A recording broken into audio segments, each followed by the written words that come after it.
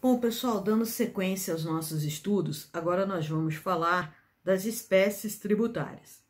No Brasil, atualmente, é adotada a teoria quinquipartida, a teoria adotada pelo Supremo Tribunal Federal. É importante dizer que a teoria quinquipartida adotada pelo STF não coincide com a teoria prevista no CTN, no artigo 5º. Eu vou explicar. Teoria quinquipartida. Para o STF, segundo o entendimento da Suprema Corte, da nossa Corte Maior, nós temos 5 espécies de tributo no Brasil. Quais são elas? Impostos, taxas, contribuição de melhoria, contribuições especiais e empréstimo compulsório. Então, segundo o entendimento do STF, essas são as 5 espécies tributárias existentes no Brasil. Quando nós fazemos a leitura do artigo 5º do CTN, nós vamos perceber que, para o CTN, nós temos apenas 3 espécies tributárias.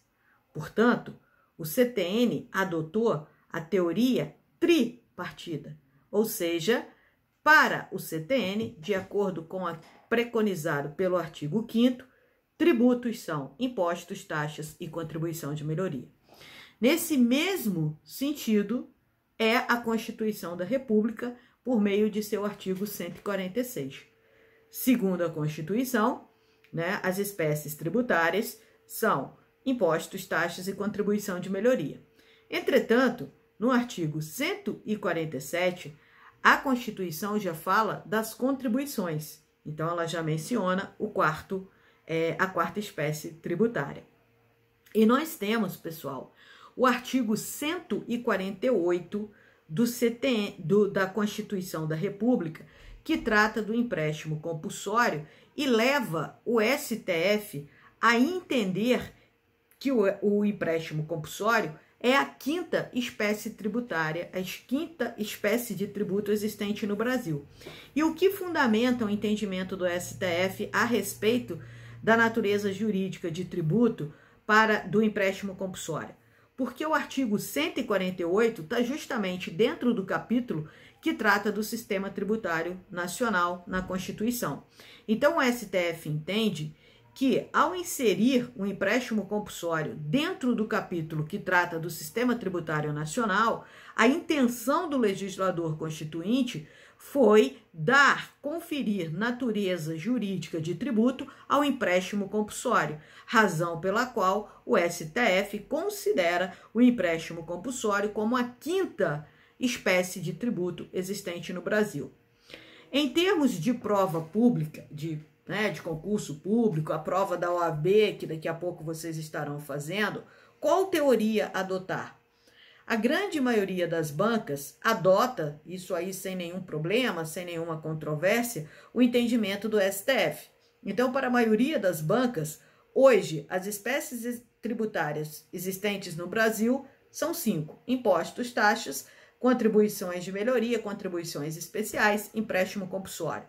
Agora, se a prova lhe perguntar especificamente sobre a teoria adotada pelo CTN, você terá que se lembrar que, de acordo com o artigo 5º, a teoria do CTN, a teoria adotada por este código é a teoria tripartite, em que são espécies tributárias, impostos, taxas e contribuições de melhorias, tão somente, ok?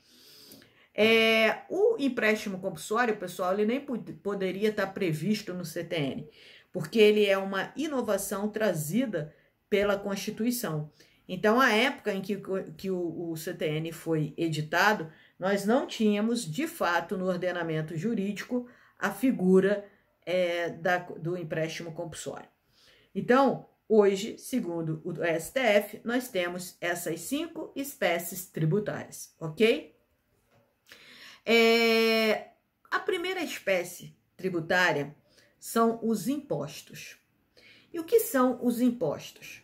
Os impostos, pessoal, são tributos que eles têm como fato gerador, ou seja, as condutas que vão gerar a cobrança de impostos, eles são, esses fatos geradores, eles têm uma determinada situação que não exige nenhuma prestação ou nenhuma contraprestação do Estado para que haja a cobrança do imposto. Então, o imposto pode ser cobrado sem que haja nenhuma prestação de serviço do Estado que autorize a cobrança do imposto, tá certo? Então, o imposto, pessoal, por essa razão, a gente diz que ele é um tributo não prestacional ou não contraprestacional, que quer dizer o quê? Exatamente isso, que o Estado não precisa lhe prestar nenhum serviço para cobrar impostos. Ele pode cobrar impostos, tá certo? Sem lhe oferecer nenhum serviço, sem que essa cobrança de impostos esteja vinculada à prestação de qualquer serviço pelo Estado. E o Estado, ele vai gastar esse dinheiro arrecadado com os impostos da forma que melhor entender, logicamente, respeitando aquelas despesas previstas no orçamento, né? Não é que o dinheiro arrecadado com os impostos entra no Estado e nos cofres públicos e o governante vai gastar livremente sem ter que prestar contas. Claro que não. Nós estudamos no período passado que as despesas administrativas, as despesas públicas devem estar previstas, devem estar listadas no orçamento público, ok? Bom, os impostos, pessoal, eles podem ser federais, estaduais e municipais. Então, os impostos, eles serão federais quando a União for competente para instituí-los. Serão estaduais quando os estados tiverem competência e municipais quando os municípios tiverem competência também para instituir. Obviamente, ainda temos os impostos, né, que são instituídos pelo Distrito Federal, e aí o Distrito Federal ele tem uma particularidade, porque ele tem competência para instituir tanto os impostos estaduais quanto os impostos municipais, porque vocês sabem que o Distrito Federal, ao contrário dos demais entes da federação, não é dividido em municípios, como são os estados, razão pela qual o Distrito Federal ele terá competência, né, cumulativa. Ele vai acumular tanto a competência para legislar sobre impostos estaduais, quanto para legislar sobre impostos municipais. Há que se dizer ainda que os impostos federais, a abrangência deles é todo o território nacional. Então, os impostos instituídos pela União são cobrados no Brasil inteiro de forma uniforme. Ou seja, eu não posso, vou pegar um exemplo, imposto de renda. Imposto de renda é um imposto federal, imposto de competência da União. E nós temos uma tabela de imposto de renda, uma tabela que nos serve como parâmetro para executar a cobrança, né, a tributação do imposto de renda das pessoas físicas. Essa tabela, ela é a mesma no Brasil inteiro. Não há que se falar em uma tabela de imposto de renda para o estado do Rio de Janeiro, uma tabela de imposto de renda para o estado de São Paulo, outra para o estado da Bahia. Não, a tabela é a mesma. Por quê? Porque os impostos federais incidem de maneira igual em todo o território nacional. Por sua vez, os impostos estaduais são cobrados somente no âmbito do espaço geográfico do estado. Então, o IPVA do Rio de Janeiro só pode ser cobrado de veículos que sejam emplacados no estado do Rio de Janeiro. Os veículos emplacados no estado de Minas Gerais devem pagar o IPVA em favor do estado de Minas Gerais. Não pode Minas Gerais vir aqui no estado do Rio de Janeiro cobrar IPVA de um carro emplacado aqui. Ele estaria o quê? Exorbitando a sua competência, exorbitando a sua área de atuação. E também os municípios, seguindo esse mesmo raciocínio, os impostos municipais só têm incidência na área geográfica de cada município. IPTU, ISS. Então, você tem um imóvel na cidade de Volta Redonda, você pagará o IPTU desse imóvel para o município de Volta Redonda. Se você presta serviços, você está sujeito à tributação do ISS, você pagará o ISS para o município onde está situado a sua sede ou onde você tem o seu domicílio tributário, ok? Então, os tributos, Os impostos, eles são federais, estaduais, municipais, ok? São essas as 3 características. E nós temos, pessoal, a definição do artigo 16 lá no CTN, né, que nos diz o seguinte: imposto é o tributo cuja obrigação tem por fato gerador uma situação independente de qualquer atividade estatal específica relativa ao contribuinte. Ou seja, essa é a característica de ser um imposto não prestacional, ou seja, não exige uma prestação de um serviço pelo Estado para que haja a sua cobrança. Da mesma maneira, nós temos lá no artigo 145, parágrafo inciso 1º e parágrafo 1º da CF 88, a definição de impostos que eu acabei de falar aqui para vocês. Nós temos hoje, no total, na nossa Constituição, 13 impostos. A Constituição prevê, então, 13 impostos. Desses 13, 7 são impostos federais, ou seja, impostos de competência da União.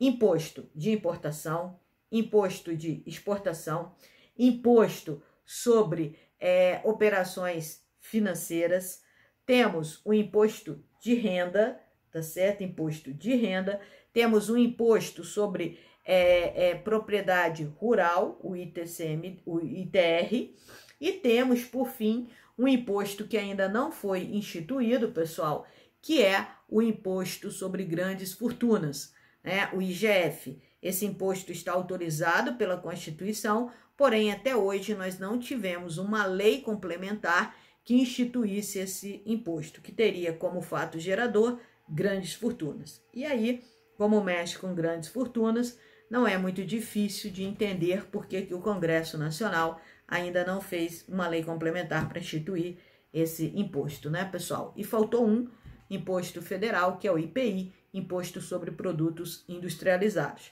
Na esfera estadual, lá no artigo 156 da Constituição, nós temos os impostos de competência dos estados, que são ICMS, Imposto sobre Circulação de Mercadorias e Serviços, nós temos o ITCMD, Imposto de Transmissão, Causa-Mortes e Doação, e nós temos o IPVA, o Imposto sobre Veículos, sobre Propriedade de Veículos Automotores. Estão listados no 153 e os impostos da União no 153. E lá no 156, nós temos o quê? Os impostos de competência dos municípios, ok, pessoal? Dos municípios.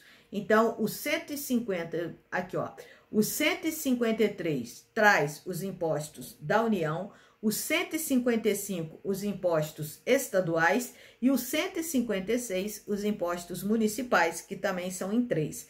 Quais são? O IPTU, Imposto sobre Propriedade Territorial Urbana, nós temos o ISS, o Imposto sobre Serviços, e nós temos o ITBIM ou ITBI, Imposto de Transmissão de Bens Imóveis, tá certo? Entre vivos. Então, esses são os impostos municipais, ok?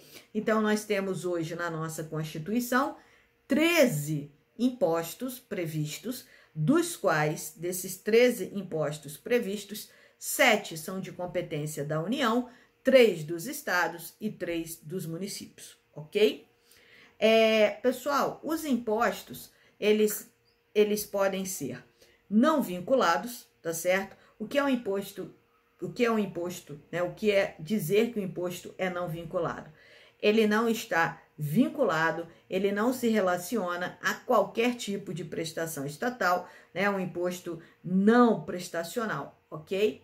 Ele também, a arrecadação dele não é vinculada, é uma arrecadação desvinculada, ou seja, o dinheiro arrecadado com os impostos não pode estar vinculado a nenhuma despesa, não pode estar vinculado previamente a tudo que eu arrecadar com esse imposto vai ser direcionado a essa despesa, não pode haver essa previsão. E nós temos uma característica que nós temos impostos fiscais e extrafiscais. Os impostos fiscais são aqueles que têm como objetivo tão somente promover a arrecadação de recursos para a administração pública. E os impostos extrafiscais são aqueles que, além de promoverem a arrecadação, eles permitem ao Estado intervir na economia. Na verdade, os impostos extrafiscais, a sua função precípua é promover, é permitir que o governo faça intervenções na economia para regularizar determinado setor. Pode me explicar isso, Rosali? Sim, IPI, pessoal, Imposto sobre Produtos Industrializados, o imposto de competência da União. Todo e qualquer produto que sofra um processo de industrialização será tributado pelo IPI. Em determinado momento, digamos, em consequência de uma recessão econômica, as montadoras ficam com seus pátios abarrotados porque a venda de veículos dispensa. E aí as montadoras, não conseguindo escoar a sua produção, não conseguindo vender os seus veículos, as montadoras chegam para o governo federal e falam, olha, por conta da recessão, nós não estamos conseguindo vender os nossos automóveis, a nossa produção. A permanecer esse cenário de recessão, nós seremos obrigadas a demitir funcionários. Vamos fazer demissão em massa, porque não há venda, não há receita, não tem como pagar a folha de pagamento. Precisamos da sua ajuda, precisamos do seu incentivo.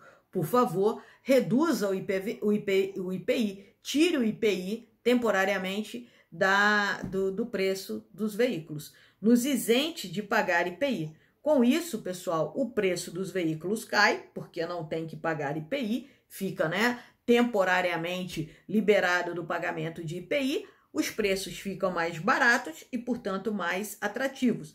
E vira e mexe, a gente vê aí nas notícias, aproveite para comprar o seu carro com IPI zero. Então, o que o governo faz? Ele tira o IPI, ele bota zero de IPI, isso faz com que os veículos fiquem mais baratos e as montadoras e toda a cadeia de vendas, montadoras, as concessionárias, elas conseguem vender mais porque os carros ficam mais baratos. O governo usando o imposto, o IPI, usando o IPI para intervir na economia, para baixar o preço dos carros e estimular as vendas. O IPI é um imposto extrafiscal. Todo imposto extrafiscal, é óbvio que ele também promove a arrecadação, mas a sua principal característica é permitir a intervenção do governo em determinados setores da economia para aquecer vendas, como nesse exemplo que eu dei, ou até mesmo para desacelerar vendas. A gente pode aumentar o preço do tributo, tornar o produto mais caro para, de repente, controlar uma venda. Não consigo imaginar uma situação dessa, Rosali. Quando que o governo vai querer impedir que algum setor venda? Vou dar um exemplo para vocês.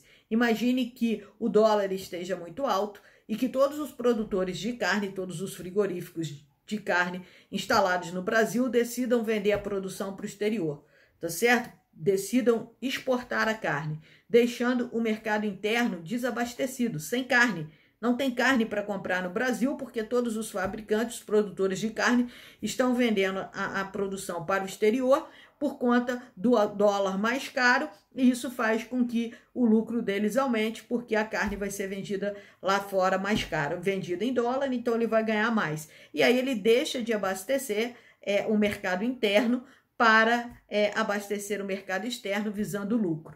Ora, o que o governo faz nessa situação?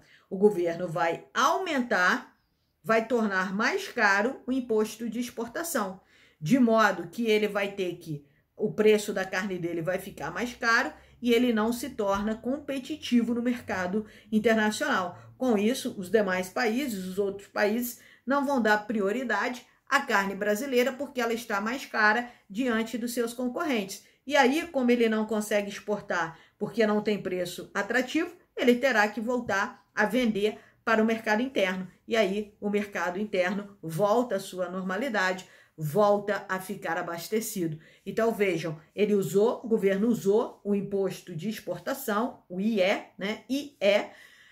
para regular o mercado interno. E aí ele aumentou o imposto de exportação para desestimular a venda de carne para o mercado externo e fazer com que os frigoríficos voltassem a vender a carne no mercado interno.